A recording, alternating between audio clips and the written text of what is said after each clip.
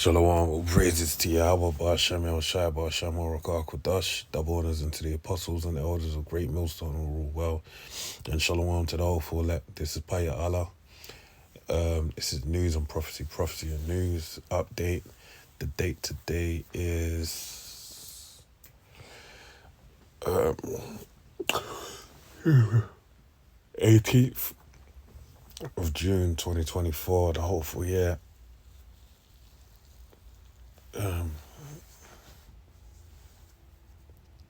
Actually,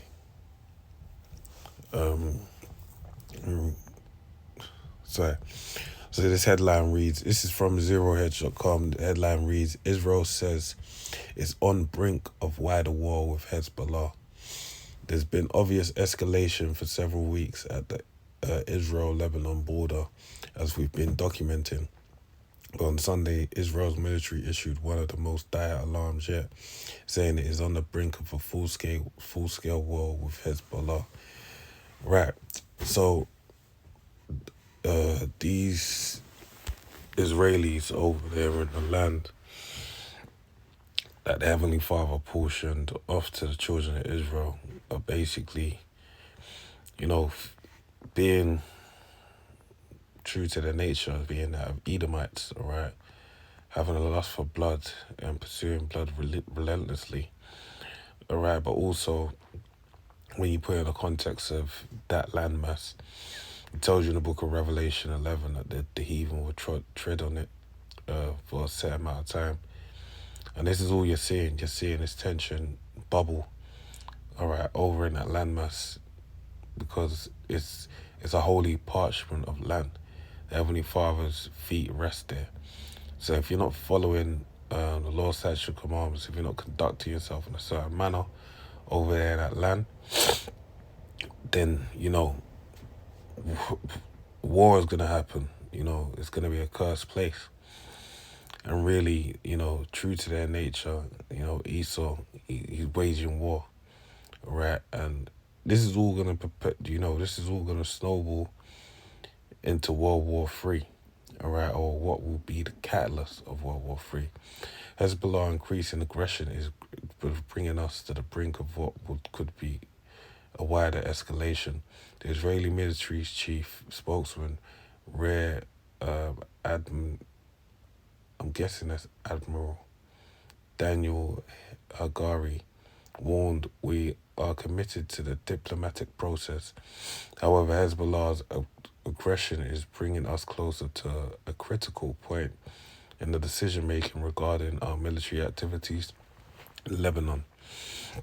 Statement was tailored largely in response to ongoing pressure from the Biden administration to avoid launching a bigger war at all costs. The White House has reportedly warned that escalation in Lebanon would neither be good for Israel nor for the region, and would risk a broader major war with Iran. There's also widespread acknowledgement that Hezbollah, the Shiite paramilitary group backed by Iran, is much more powerful and better armed force than Hamas. Hezbollah is the crown jewel in the Iranian empire of terror and evil, and is by far the most powerful Iranian proxy, equipped with nation-state capabilities and even more firepower than several European countries have today. Former IDF spokesman Jonathan Conricus told Fox News, in military comparison, Hezbollah is far more powerful than Hamas. So you can see this man, he's a bloody man. And he's pushing the borders, in terms of warfare. All right. And the main point to extrapolate from that is that it could entice Iran, all right, into war.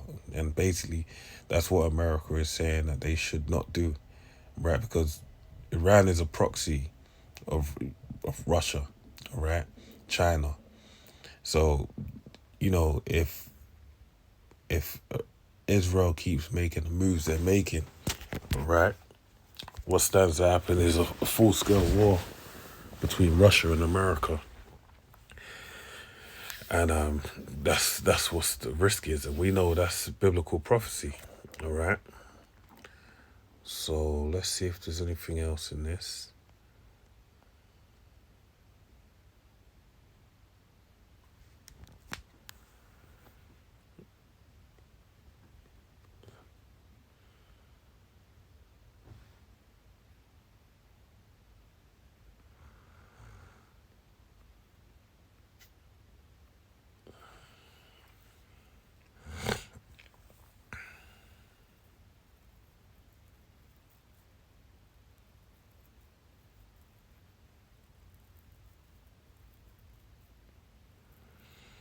Right. So it says, let's read from here. Let's read this point here.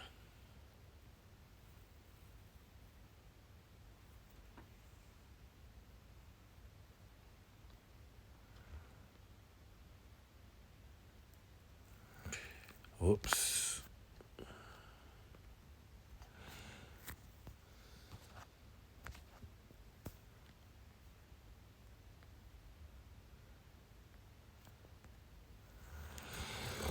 All right, so it says the Israeli military is the main force behind the public push towards a war with Lebanon. There are three reasons for this state of affairs. The first is the growing realization that in the IDF that there will be no victory in Gaza. The war is an abysmal failure. Israel convinced itself it could eradicate Hamas exclusively. Israel failed. Israelis don't care about the death of Palestinian civilians. So the lack of victory necessitates an necessitates an alternative form of redemption. This, the IDF believes, can be found in a real war. It will be difficult and costly, they say, but will provide clear sense of achievement. This is now your snap out of an exceptional funk.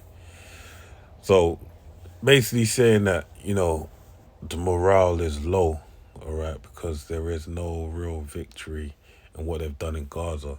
On one level as well, everyone, because they're saying their attempt was really to get Hamas, but it's just basically a genocide taking place.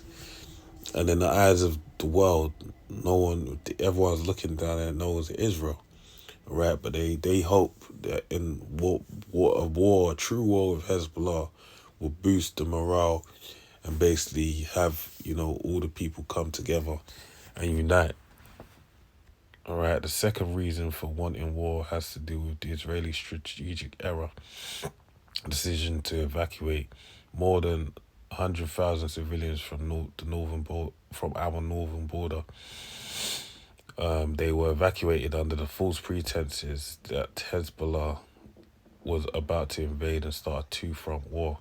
The idea for now stuck. The civilians were told there was impending invasion. Now will they return home? How will the IDF fulfill this basic duty in its own perception, defending Israeli citizens? The IDF can recommend negotiations with Lebanon, not really. All right. War is the only option on the table. It is inevitable. To be clear, I think Israel will not start a war as well. It is the only resolution. The third reason the IDF wants a war is because the Israeli political system is beginning to break down across the board. All right. Um. So yeah, these are the things going on. It's basically, as far as the next move they can make, war is the main move, basically. All right. So you know, these are the main things. These are key prophecies written inside the Bible. All right. So World War III is inevitable, but it comes in this time. All right. Being that you have to have the MOTB rollout and various. Well, that's the main thing that has to happen prior to the warfare. But we can see. Well, I'll read this first. This is the case. All right. Actually, no. Let me read this. This is Revelation 11 and 14. It says, the second woe is past. And behold, the third woe cometh quickly. Right, when you go into the book of the same book, chapter 13, the 8th chapter, it tells you the angel declares 3 woes. All right, and those 2 of those 3 woes have already come to pass. World War One from 1914 to 1919, and World War Two from 1939 to 1945. They've come to pass. But it's saying that World War Three is hot on the heels of those 2 wars. All right, and we can see it. Okay, so let me read this to back up that point as well. This is Revelation 7:1. After these things I saw 4 angels standing on the 4 corners of the earth, holding the 4 winds of the earth, that the wind should not blow on the earth, nor on the sea, nor on any tree. All right, that being destruction, that nuclear, that besom, right, spoke of in the book of Psalms. And I saw another angel ascending from the east, having the seal of the living power, and he cried with a loud voice to the 4 angels to whom it was given to hurt the earth and the sea, saying, hurt not the earth, neither the sea, nor the trees, till we have sealed the servants of our power in their foreheads. Right, so you have these 4 angels that they're basically holding back the destruction, all right? But you can see how it's ever, present. It's if you could visualize it in an allegoric sense, it's like what's the word? It's like a man trying to hold back a stampede, like a fence gate, the doors rattling, and it's at any moment it can bust forth. Not to say that the angels ain't in control of it, but just a dramatization of it all. That's how near the warfare is. Right, this thing is ready to boil over. That's how quickly it approaches. All right, and these Israelis play a major. Well, they're really Amalekites.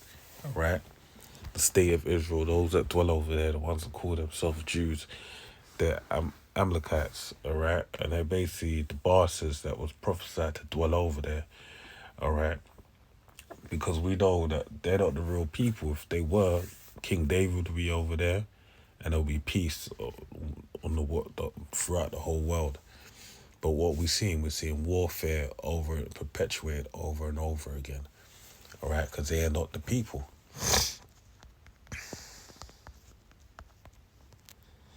So we'll end with this.